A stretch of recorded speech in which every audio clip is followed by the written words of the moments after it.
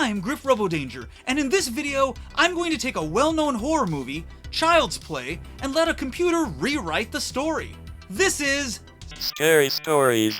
I enter incomplete scenes from a movie's plot into an AI text generation tool and let it finish those scenes. If the AI decides to take a wild detour with the story, I must do my best to get the story back on track. If the AI kills a character, I have to adjust the story to fit. But if the AI randomly brings that character back to life, I can keep them in the story. If the AI gives me something I deem unusable for some reason, I'll be allowed to rephrase my entry and let the AI try again.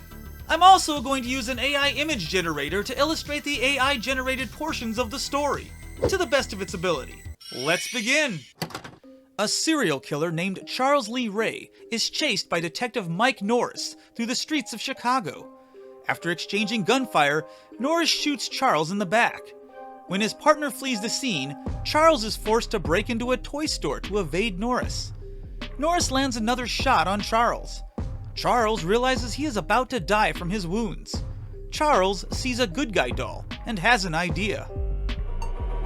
As he is about to die, Charles makes the doll his mom. The doll, the same one he brought to his ex-girlfriend's house as a child, puts his vision into motion. Okay.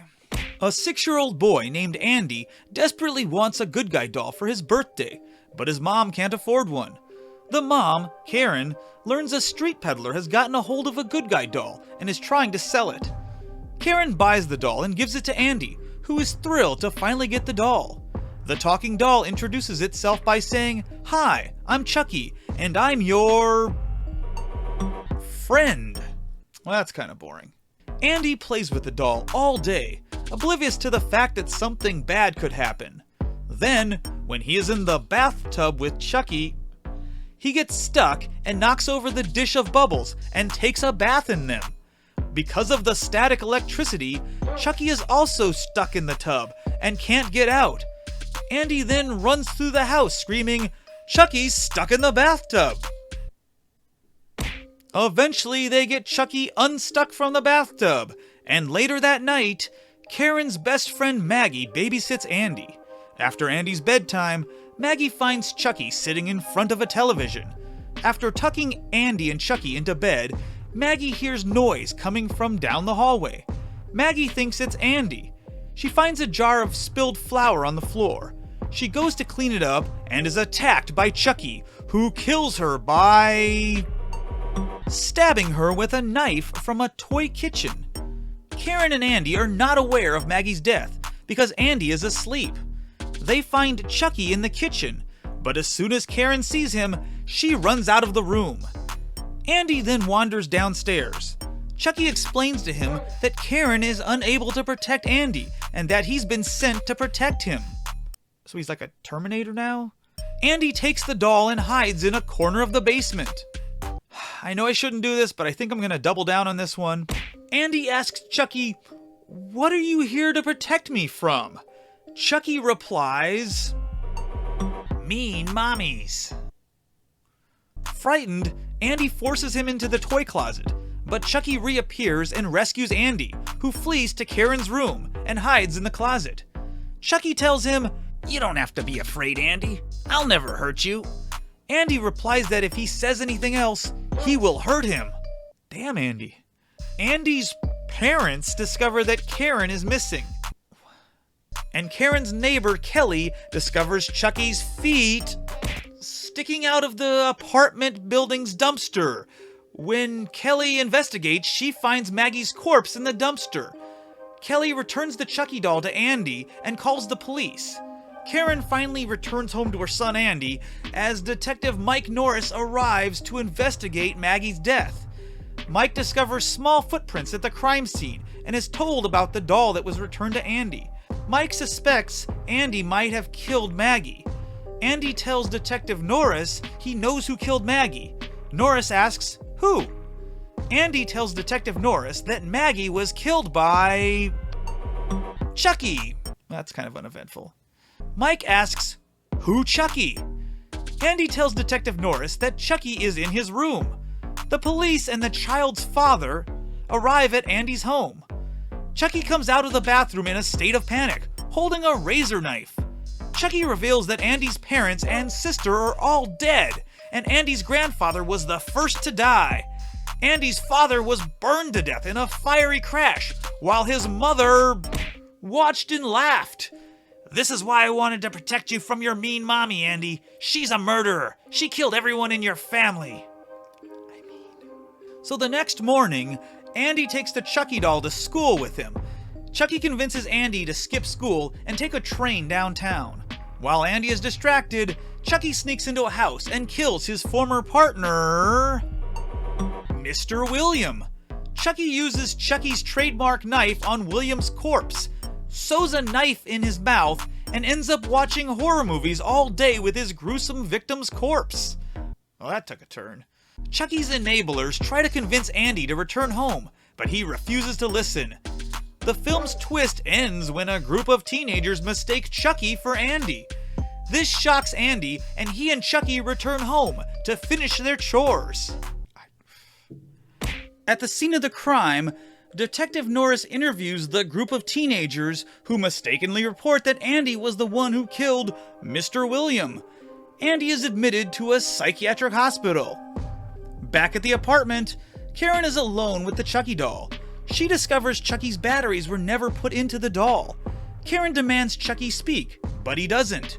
She threatens to throw Chucky in the burning fireplace if he doesn't respond. Chucky comes alive in her arms, and he becomes angry.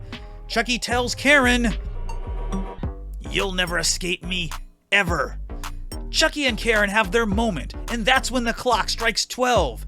Karen wakes up in the hotel room, distraught. Chucky stands before her and reveals that he's an electronic moving doll. Karen is the real doll, and Chucky is the clockwork mechanism. What the hell am I supposed to do with that? Later that night, Detective Norris is driving his car when the Chucky doll suddenly appears in his back seat. Chucky attempts to kill Norris with a screwdriver, but a passing driver shoves the doll out of the car window, then crashes. Norris awakens in a hospital, where doctors state that he has been in a coma for 3 days and likely won't wake up from it until the beginning of the following week? Okay, When the nurse tells Norris that he is starting to lose his hair due to the stress of being in the hospital, he says that he feels much worse. But how has he been stressing out if he's been in a coma? After being thrown from the moving car, the Chucky doll realizes he is bleeding. This surprises him because he didn't think dolls could bleed. Chucky visits his former voodoo instructor, John, to find out why this is happening. John informs Chucky that the longer his soul remains in the doll, the more human the doll will become. After Chucky tortures John with a voodoo doll, John tells Chucky how to become human again. To become human, Chucky must go to heaven and beg God's forgiveness. However, God will not let Chucky in heaven unless he can fully reform. Chucky then seeks forgiveness from his victims and forces them to donate their souls to him to become human again. What the fuck? While in hell, Chucky is haunted by the memories of his murder victims. Sure, why not? Meanwhile, Andy is still in the psychiatric hospital. Andy worries that Chucky may come for him. He also wonders where his mother is. Chucky arrives at the mental institution. He finds the keys and unlocks the door to Andy's room. Andy begins to cry. Then Chucky vanishes. When Andy is released from the mental institution, he is greeted by an FBI agent. The FBI agent sees the Chucky doll Andy was carrying when he was admitted to the institution, and he states that Andy must be detained. The FBI agent points his gun at Andy. The FBI agent's colleagues also point their guns at Andy. They throw Andy into a van, and the FBI take Andy home, where Andy's mother, Karen, who may or may not be a doll, is waiting. The FBI agents attempt to interrogate Andy and his mother about the Chucky doll, but Chucky shows up and kills them. He then gives Andy a choice: kill Karen or die. That's his mom. When Andy is returned to the mental institution, he sees that there have been several murders in the past.